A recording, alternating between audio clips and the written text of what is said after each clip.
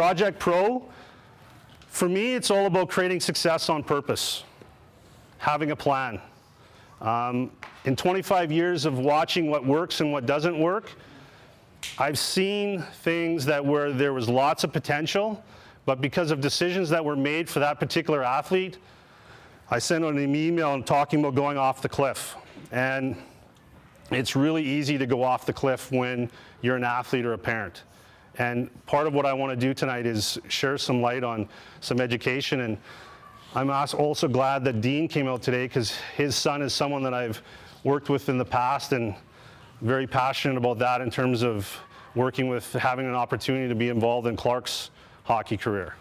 Okay, there was a video that I sent out a few days ago that had EJ and I downtown Edmonton, and we're just having a casual conversation. And if you've seen the video, great. If you haven't, no big deal. But in that video, EJ talked about building his castle. And for me, this is about the dreams and goals of the athletes and how do we get them to build their castle. And that is different for every athlete. And lots of times what happens is we paint the athlete with the same brush that we paint everybody else. And I believe that we need to look at it differently.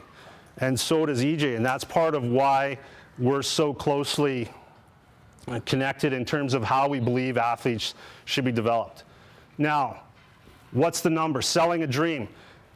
Has anybody heard of the book Selling a Dream? It's by, I think, Ken Campbell, and it talks about hockey in Canada and all these dreams that people have, and that there's numbers and the chances of making it in the NHL are these minuscule amounts and all that kind of stuff. Have you guys heard of those numbers or all that kind of stuff? What are the chances of making the NHL or going to NCAA? Do you guys know what I'm talking about? Well, I'm here to tell you that those numbers to me make no sense at all. In fact, I think that they're crap. Because what happens is they take every athlete that's playing the game, so all of those kids out there, every athlete that's playing in Lloyd, every kid that's playing all over Canada, and they lump them in to a number. If our system actually looked at the best players, male and female, and created a system for developing them and actually helping them reach their full potential, I think that those numbers would change drastically. A huge amount. Now, if you look, share with you, there's this article. If anybody wants this, I'll send it to you. Does anybody ever heard of Bernie McBain? Minnesota Machine. Anybody? Okay, Bernie McBain was a guy, he doesn't really have much of a hockey background. Well, he does now, but when he started in hockey development, he really didn't have much of a hockey background. But his son was someone that he wanted to develop. So Bernie went out and recruited 12 boys that he was going to work with his son and develop, and he put them into a program that was dedicated to enhancing and developing their performance off the ice. Part of how he identified them was their athleticism. Were they good athletes? And could he develop them as athletes? So then ultimately they went through, and they were called the 88s. Out of those 12 kids, 7 were drafted in the NHL. 1 was drafted number 1. So out of 12 kids, 7 were drafted in the NHL. That's a very different number than the other number that a lot of people talk about in terms of 0.05 and all those kinds of things. Now, you look at a group of Project Pro athletes that worked in Edmonton last year. There's roughly 6 to 10 of them, all trying to play in the Western League or the AJ. Out of that group of 10 kids, 100% graduation. Most of them could have went back and played midget. All of them graduated to play at the level that they wanted to play. One of them signed already a full NCAA scholarship in his first year at junior. That's JT Thomas, plays for Spruce Grove. He's a 96. Now, the interesting thing about JT, before he came into Project Pro in Edmonton, he had been dropped by his Alberta Junior Hockey League team, and he was looking for a place to play, and he was someone that I believed in. So I picked up the phone and I said to a team, I said to Spruce Grove, I said, this is a kid that I think you guys need to look at. So he went into camp as a 6th or 7th defenseman. Today, I would tell you that he's probably in their top 2. So he's went from being someone that wasn't even supposed to make the team to being someone that's got a full ride scholarship, and in my opinion is in their top 2 defensemen. So do I think that JT's on a path? Absolutely. But that's part of what I'm talking about, is creating a program that creates results. It's not willy-nilly or maybe, or let's take a chance, oh, let's go over here and do this, or let's go over here. It has a specific plan that has specific results. When I look at identifying an athlete that has pro potential, I'll give you an example. When I'm going to talk about Dean's son for a second. So Clark. How I came about with Clark was I was training an athlete that was playing for the Medicine Hat Tigers. And I went to watch this kid play for the Medicine Hat Tigers. And I'll be honest with you, I wasn't really impressed with how things were running and how he was playing. I was actually disappointed. And I told him that. But the bright spot of that whole tryout was there was a kid out there, and I looked at my brother and I said, that kid has potential. And he's like, who's that? Well, I said, I don't know, but where's your sheet? And he goes, oh, that's Clark MacArthur. I said, that kid has real potential. Well, I went back to Edmonton and I was working in an academy, and there was a teacher there that I talked to, and I said, he asked me about the weekend, and I said, yeah, it wasn't really that great, but there was a kid there, his name is Clark MacArthur, that kid was awesome. He said, I know his, I can't remember, Dean, you might remember who it was, but I can't remember who it was. And he said, well, I know her. And he went and talked to her and said that I would like to work with Clark. I said that was a kid that I really would like to work with. And it wasn't a few days later, Dean, you called me. And he said, I hear you want to train my kid. Now, I'm pretty sure that was his exact words. I hear you want to train my kid. I said, yeah, I think your kid's awesome. I would love to work with your kid. And ultimately, that led to this gentleman over here, Chris Wiebe. And the two of them, who were from Lloydminster, started traveling to Edmonton to train with me in Edmonton with a guy by the name of Fernando Bazzani. So there was basically 3 athletes that I was working with at that time. Fernando was a 9th round pick who was a local guy that just got thrown into the mix and said, yeah, let's draft him because he's a local guy. I will guarantee you, anybody that picked him never thought in a million years that guy was going to play for the Oilers. There's basically only 3 people that ever believed that he was going to play for the Oilers. His brother, him, and me. That's it.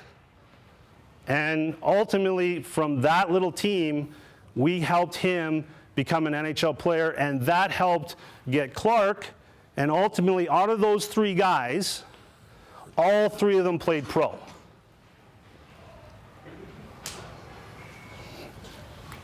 What, you don't think that's, huh? You played pro. Chris played NCAA, he played pro. I mean, Chris is probably the strongest guy that I've ever trained. Bill Comrie. I sent out an email about Bill. Bill's a close friend of mine. I mean, he's had 4 boys, 2 with his first wife that unfortunately passed away from cancer, Mike and Paul. Mike had a long career. Paul had a back injury that cut his NHL career short, but still played NHL games for the Edmonton Oilers, things like 15 or something like that. Bill remarries Roxanne, has 2 more boys, Eric and Ty. Different wife, 2 boys. Eric played on the World Junior team this year, was drafted by the Winnipeg Jets. I've worked with Eric, and he is one of the hardest working, most committed athletes that I've ever seen, and he is very similar to the same thing that I saw in Clark, because whenever I would come to, and I don't want to jump around, but whenever I'd come to Lloyd to visit Clark, he was never at home. He was always shooting pucks at the Civic Center. He was doing something, he was on wheels or something that had to do with hockey, because he was so passionate about it. Eric Comrie's the same way. Ty Comrie, who is also playing for, so Eric and Ty both play for the Tri-Cities Americans. Ty's not old, I don't know, it might be his draft year this year, he's a 97. I don't know if it's this year or next year, but I'm guaranteed he's gonna get drafted. So how does somebody go about getting all 4 boys basically to pro? It's all about a plan and a system. In that pamphlet that I have with Project Pro, there's something in there called the performance wheel. On that wheel, there is 4 components that if you want to become a good hockey player, or you want to play pro, or you want to get a scholarship to NCAA as a female, male, it doesn't matter. You need to be proficient, or as proficient as possible, in all 4 areas. Usually, athletes are lacking in 1 or 2. Most of the time, they are developed in really only 2 areas, their technical side and their physical side. Like right now, you're making decisions on who you're training with, who's your skills coach, all those things. That covers the technical and the physical. The 2 areas that most people do not focus any attention on is the mental and the tactical. Now, I'm going to talk about Gord here in a second. I sat in a meeting with Gord not very long ago, and we were talking about hockey players. And he said, Eric, there's tons of skill today. All these guys are coming in, they got so much skill. But they're hard to coach because they're like robots and they've only been taught to do something one way. And honestly, I have a hard time coaching them. For me, that's not good. The most important thing that you can have in an athlete is that they can adapt to the situation that they are put into. And part of that adapting is what goes on mentally. Part of what happens is when they're working with different people is like, just do it this way. And because they keep doing it that way, then that's all they know. It's like they're in a box. There's a player that's on here that, and I'll talk about him now, I won't talk about him later, Carson Soucy. So when I coached midget AAA here in town, Carson Soucy was a defenseman that played here. When he played, he was in a box. And I looked at him and I said, Carson, you need to take the box and you need to break it, you need to burn it. You cannot be in that box anymore, you're too good. From that point on, he started turning into something that was really special. And I started talking to NHL scouts about drafting him out of midget. 6'4", could skate, could shoot. I mean, he got drafted, but it was a year after when he played for Spruce Grove. But also, if you look at Carson and his development, I haven't been around him for long, but there's another athlete that I work with that plays with him. His name's Sammy Spurrell. Talked to Sammy Spurrell the other day, and I was talking to him about Carson. I said, yeah, we need to get Carson and work with him too. And he goes, Carson's so good, but he needs to figure it out upstairs because he's kind of taking things for granted. He goes, if he figures it out, he'll play pro. I'll quickly tell you another story. Kyle Brodziak. When I started working with Kyle Brodziak, he was someone that was up and down with the Oilers. And he was someone that I wanted to work with because I saw the potential in him. And so I talked to Fernando and I said, how do I get a hold of Kyle? And for some reason he had his number. Kyle Brodziak still plays for the Minnesota Wild. if you don't know who he is. And he played for the Oilers. But anyway, so I got his phone number and I phoned him up. I said, Kyle, I'd like to work with you. And he's like, well, I go, what are you doing? He goes, well, me and my buddy, we're going to the Millennium Place in Sherwood Park, and we're working out. And I go, Kyle, what's it going to take for you to play in the NHL? And he goes, well, what they're telling me is I need to work on my foot speed, and I need, this and that. I'm like, okay, well, so when you and your buddy go to the gym, how much time you spending on your foot speed? The phone went dead. I'm like, so that doesn't sound like you're spending a lot of time on your foot speed. I said, everything you do, Kyle, needs to relate to what it's going to take for you to play in the NHL. I said, come for a couple sessions. If you don't like it, you don't have to come back. Well, in his case, he only really had a month to get ready to play and go to NHL camp. So I'm like, we have a magic wand. I mean, EJ has a lot of pixie dust you can throw on somebody. But the reality is, it was what had to be planted in his head that ultimately helped him play in the NHL. So every day he came to train for a month, I talked to him about what is the best game you ever played. And then he told me about this game that he had in Wilkes-Barre, how he was on fire, untouchable, and every day he came, I took him to that game so that he knew what it felt like for him to be the best. Well, when he went to camp, I still have articles of what happened to Brodziak. He's not the same player, blah, blah, blah, blah, blah. And he ended up playing the whole year that year and was a big part of their success. Now, was that all me? No, that was him, but he figured out what made him good. And that was all about planting the right seeds in his brain. How many of you in this room have been to OJ's here in Lloyd? The restaurant, the bar? Once? Come on, me and you had beers in there, Chris. There's a jersey that's in that restaurant by the name of Aaron Sorokin. Okay? I coached Aaron. I trained Aaron. And I saw how Aaron went in one direction and another guy that was the exact same age go in a different direction. So when Aaron played for me in midget AAA, this was before they made the age change. He was a 15-year-old, so we basically pulled him out of bantam, and he played midget AAA as an underage. And that was important to me because I saw Aaron as playing for us again the next year. I wanted him as a 16-year-old. I knew that we weren't going to be able to keep him as a 17-year-old, but I wanted him as a 16 because we needed that in terms of how we were building the team.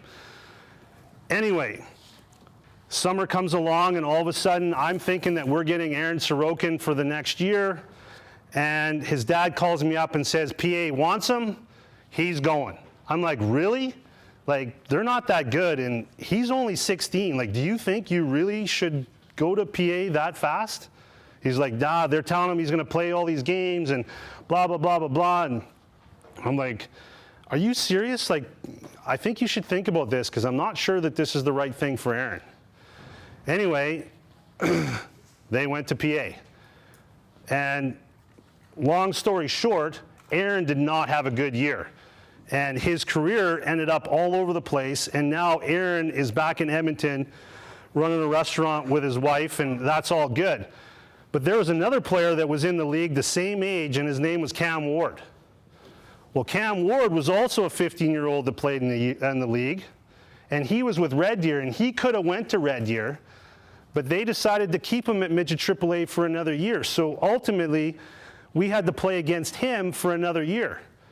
And we ended up getting a guy from Sherwood Park because they kept Cam Ward by the name of Daryl Pont. So he got cut, he come to us, and we ended up, Daryl Pont. It ended up that year, we went to the playoffs, and in the North Final, it ended up us with Daryl Pont versus Cam Ward. Well, Cam went on, we didn't. Cam went on and played in Red Deer. Cam went on and he went to the NHL. Cam went on and he, I think, even won a Conn Smythe. But that year was a huge year for him in terms of development. And I personally don't think that if he would have went to Red Deer the year at 16 like Aaron did, that he would have had the career that he had. But that was all about developing the athlete and making sure that giving that athlete enough time to become and reach the potential that they had. Now, I'm going to let EJ talk about himself. I'm not going to introduce him. There's too much to say about him, and I don't want to leave anything out, so I'm going to let him talk, and then we'll go from there. Thank you very much. My little cheat notes here that I created in the back. Oh yeah, sorry. So as I stand behind my podium, no. Thank you, Eric. Thank you for allowing me to introduce myself. My name is Emmanuel Joseph Parris, but I'll invite every and anybody here to call me EJ. All my family and friends do so. It's an easy abbreviation, it's easy to remember. I stand before you guys today as a former Olympic athlete. So some of you guys may remember as far back as 2008. Sometimes I do, sometimes I don't. It's because of some other things that I've gotten involved in my life. But I was a member of the men's 4x100 meter relay team in Beijing. Obviously, my position there was afforded by my efforts. It was afforded by my mindset. It was afforded by my experience, by my support team. Okay? Every single one of you athletes here, you guys have that, right? Obviously, it's about selecting or creating the right mindset, so the right psychology, and you having that right setup. So Eric talked about plans and systems, but I'll get back to that. I'm going to continue with my presentation of myself. So I feel good to kind of talk about myself sometimes. Be your biggest fan. I think I said that to some athletes that I met earlier today. You guys hopefully remember that. But yeah, sprinter, 2008. I moved forward into some other athletic endeavors. I've also been a member of the men's 4-man bobsled team. So I ended up leaving the team before the Vancouver Games for particular reasons. I decided that I wanted to be a part of the next generation of athletes, so get involved in coaching. I had an opportunity that was knocking. It was a door that was closing fast, so I decided to hold onto the doorknob and peek in, and it looked really good, so I went in. Later on, I decided that I wanted to try and test myself in some other areas, so rugby sevens was another place that, where I was found in 2013, so with the Canadian team out in Victoria. I've had my fair share of bumps and bruises. I have a finger that doesn't look right. I have an MCL that was torn. I have a hamstring that was torn 3 times, and I have a lat that was torn. Now, that's not all with rugby. Only 2 of those things happen with rugby. A lot of the other things happen with track and field. So Eric talked about injury prevention and training. So I'm talking to you guys about the downs right now. Some of you guys are like, man, this guy seems kind of cryptic. No. I stand before you guys today as someone who has challenged himself to be that much more educated in the way of mitigating risk. Okay? So a lot of times we look at strength training, and that's what I am today. I am a teacher, but I'm also a student, and in every scenario, I like to reciprocate that. So when I'm working with individuals, I challenge myself to share an abundance of information, okay? But I also challenge myself to stay open so that I can learn from every individual that I work with. Therefore, I have turned myself into, instead of a creative active, I believe that I've turned myself into what I call a master, all right? Some people will say I don't think so. I like to believe so. I'm my biggest fan, okay? There's a difference, too, between the arrogance and confidence, and I do believe that when one is confident in themselves, they can achieve anything they want, all right? So how I set myself up with Eric and my role with Project Pro and with Your Hockey, having worked with Eric in the past, is my reputation working with athletes of all sports. I am always behind the scenes studying what we call kinetics and kinematics of movements in all sports. Okay? I don't believe in just one answer. I believe there's a multitude of answers. And the reason is such because we're all bio-individuals. Every single individual here, every single athlete we will be working with, okay, is different from the next. Okay? And that's what we all need to celebrate. But as coaches, we all need to know that there is a certain level of attention we need to pay to every individual that we work with, okay? In order to mitigate risk, in order to maximize physical potential, and in order to deal with an individual who may or may not have the level of confidence that he or she needs to reach that higher echelon, okay? So supersede that bar, okay? Break it down. Break down barriers, speak different languages. When I say languages, I'm not speaking linguistically, but speak different language when it comes to movement, okay? So as a strength trainer, I once was in 2010 working with Eric. I now call myself, and by way of certification, I'm certified as a functional, with functional range conditioning as a movement specialist. So the new term, which sounds kind of cool, what do you call me, Eric? A human performance expert. I like that. Okay, so cool. I'm going to start translating that to a bunch of different languages later and find which one sounds the coolest. And I'll get a shirt that has that on there. But my experience with hockey, okay, I'm kind of jumping around in some places. You might find them an individual who likes structure, but who also dislikes structure. It's kind of a paradoxical statement for the parents. That was for you. So anyways, worked with the likes of, or guided the likes of such athletes like Tyler Innes. You know, he came to us as an injured athlete. You know, he was leading scorer for the Sabres during the playoffs. And I sat down with him, and he was like, yeah, you know, I was injured. Yeah, he talks like that. He's brushed his flow back and said, you know, I spent most of my season injured. You know, strength conditioning had me, you know, the coaches wanted me to put on size. They wanted me to get bigger, not necessarily stronger, but the focus was get bigger. And he was like, I felt like I was changing my game, but in trying to squat heavy, I ended up injuring my back. So I looked at that and I'm like, man, okay, here's a guy who is his own business. And I'm going to challenge you guys to maybe even find something comparable to what I'm about to say, or I'm about to preach. I feel like I'm on like a mantle or something. But you are your own business, okay? So what it is about, it's about making smart business decisions, okay? You own your own business. It's yourself, okay? I know Eric talked about your parents investing in you and all that stuff. That is great, and that's the support system that you need in order to afford to be here. But you also have to remember that you are as powerful, okay? You are your own investment also, okay? So when we talk about confidence, that's how it ties in. But one thing you need to make sure that you're doing is making smart business decisions. We talked about building the castle in the sky. Build that elaborate castle, but guess what? You have to be on the ground, and you have to be setting it up. You have to be setting up that foundation. And that foundation, it's all about purposeful practice, okay? Maslow's theory, 10,000 hours of practice, right? How much of that is just physical practice, okay? There's physical practice, but it all starts off with the mental. So, with that being said, my conversation with Tyler, what was in your mind? I was actually concerned that with all the strength training I was doing, okay, that was changing my body type or changing my game, that I was going to get injured. So there was a problem. His mindset, there was a certain part of him that was actually afraid of a certain end result, or that was afraid of something he thought was going to happen. Instead of being focused on what he needed to focus on, which is the success, the progress, okay, living in the present moment to achieve a desired end result, he was actually afraid of something, right? So I'll challenge people here. Fear is something that we're all going to encounter. Okay? But it is something that you need to join forces with. I like to look at fear as a door, okay? And in order to get to the other room, or we call fear a room, it has one door, or maybe multiple doors, but in order to get out of that state of being in a deep set of fear, we need to run right up to that door where it's really hot or potentially really cold and open that sucker up and move through it, okay? Which means we have to create a bigger version of ourselves, a stronger version of ourselves, an undaunting version of ourselves in order to supersede, in order to step beyond, okay? So to wrap up my conversation with Tyler, which didn't quite sound exactly like that and that wordy, I told him, get your butt up, get the right kind of work done, surround yourself with the right kind of individuals who have the same or see the same desired end result for you. Therefore, surround yourself with positive energy, okay?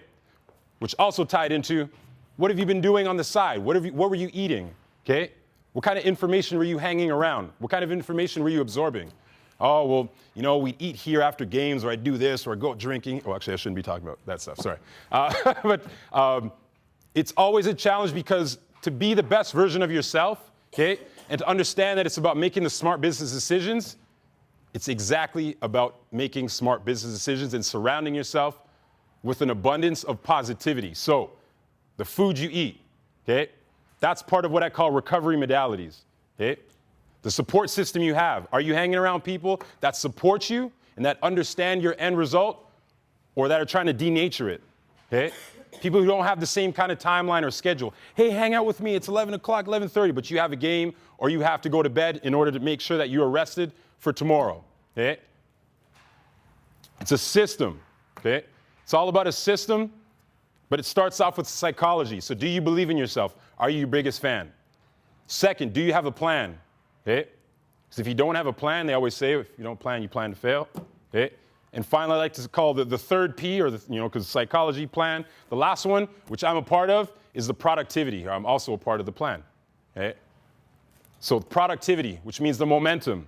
Are you doing it? How are you doing it? Mindful momentum. Okay? Because you can't train the body without training the mind. So as basically a certified functional movement specialist, we all know that it starts up in the brain. Okay? So I have to believe in myself in order to move. Okay? I have to believe in a positive me, a better me, in order to progress. And that's kind of the experience that I like to divulge onto every one of the athletes I work with, whether it be Tyler Innes, Kyle Chipchera, Jared Spurgeon, even his brother Tyler Spurgeon, Brent Regner, doesn't matter, all the way up into Jennifer Kish, rugby player for Team Canada, to Diego Sanchez in the UFC, who I've worked with. Doesn't matter. Okay? It always sets up to become the best version of yourself. Okay? You can't. I don't see anybody failing when they have the 3 Ps in place with the right kind of end goal. All right. While you were going through your presentation, there's just a couple things that I wanted to say that actually align with what the aforementioned preach that came out of my mouth, and that was about JT. Some of you guys, hopefully this is recent, he talked about JT, and to mind came, this guy's a diamond in the rough. And it kind of reminded me of my story when I came up with track and field. My sister, who's 18 months older than me, was one of the fastest high school athletes in Toronto, Ontario, or actually fastest high school athletes in Ontario, so provincials. She was a provincial bronze medalist in the 100 and 200 meters, and I was a cross-country athlete at the time who would watch my sister go to her track meets, cheer her on. All right, I was her cheerleader, bona fide cheerleader. Anyways, she was getting close to graduating, and I became more interested in the shorter events, particularly the 100, 200 meters. And I began to ask my sister questions. I began to expose myself to the information that I felt I needed in order to be a better version of myself. Right? So one thing I started doing, showing up to my sister's practice, watching some of the drills that the coach was giving to her, and I'd try them out. I started racing my sister. A lot of times she's like, I'm going to throw out the garbage. I'd be like, I'm going with her. And I'd race her. You know, she'd give me a whooping, but I was like, you know what, it's okay. And I felt like every time I ran against her, I was getting closer and closer. But not by way of default, but by way of this. And my sister said to me one day, like, I'm noticing like you really want to race me. Like, you're like salivating, you're ready to go. Whereas before you're like, nah, are you gonna run? Okay, wasn't quite sure of myself. So I started to grow. That level of confidence started to grow. I started to expose myself to more information. Therefore, I felt a lot more intelligent, if I could say that. Okay? Intelligent, not just the mental intellect, but the physical intellect. All right? What ended up happening next? I thought to myself, okay, you know what? It's about time I try out for my high school track team. I'm going to leave cross country alone. I showed up to track practice. I came 5th. It's all right. I came 5th in my grade. This was grade 10. And they only took the top 3 to represent each grade, you know, to the next level. So for me, it was, yeah, you know what? I didn't make it, but guess what? This was basically that first step. I came to realize I needed to do more, or I needed to expose myself to smarter information. Okay? It's not necessarily always about hard work, right? I always say I like to work smart, right? Because within smart work, there's hard work, but usually it's optimal work. Okay? The next step for me, I continued to train, expose myself to new information, found myself at another high school tryout. This time, I made the team, but I made it as a 400-meter runner. If anybody here is running the 400, you know what I'm talking about when I'm going, it hurts. Okay, that's one full lap around the track. It's a tactical race, and you are filled up with lactic acid, believe me. Anyways, made it an event that I wasn't so excited about. Take it down. I ended up going to the high school championships the following year as a 400-meter runner, 200-meter runner, 100-meter runner. So what I'm showing you guys is the level of progress, all right? So I kind of associated myself to JT in the way where I had a lot of people at the time who were like, you know what, he's fast, not as fast as his sister, he might go far, who knows, right? I was getting beaten not only in my own high school, but people in my own grade, right? We fast forward to 2008. I come home from the Olympics, and when I say go home, I lived in Edmonton at the time, but I go to my first home, Toronto, Ontario, and I meet up with some high school friends. And everyone's like, man, I remember beating you in grade 10, grade 11. Like, what happened? Like, could I have gone to the Olympics? I said, who knows? Okay? What I did was I basically saw a path, and I put myself on it, yeah, sometimes I may have looked from left to right, which is okay. I was picking up information, but full steam ahead I came. Made it to the games, all right? Before the games, I medaled at the Commonwealth Games in 2006, okay, in Australia. Silver medal at Pan Am's in 2007. All of this, you can call it winning, okay, but none of that really describes me, okay? None of that defines me, I should say. I'm not really defined by my achievements, okay? I'm defined by my effort. I'm defined by my heart, okay? I'm defined by my intelligence and my intuition. And that's what I teach with all of the athletes I work with. I don't just try and set up individuals who are successful in one sport, but who are going to be successful in life. Because I don't think you guys have ever seen someone who does amazing in their sport, but outside their sport, they're making horrific life decisions. Okay, you may see that, but usually their career is short-lived. So when it comes to being your smartest setup, so you think about being your own business, make smart business decisions that are going to be long-term. Okay, not about short-term gratification. In the case of Aaron, sorry, maybe not. So yeah, I'm not going to talk your ear off anymore, and I apologize that I don't have any hockey stories. I did power skating for 5 years. And as soon as they told me that I can pick up a stick and join the hockey team, they opened up an indoor soccer academy, and I was really good at soccer at the time, so I had to take it up. But I'm sorry I couldn't play hockey. I'm fast on ice, though. I'll race anybody. Except that guy.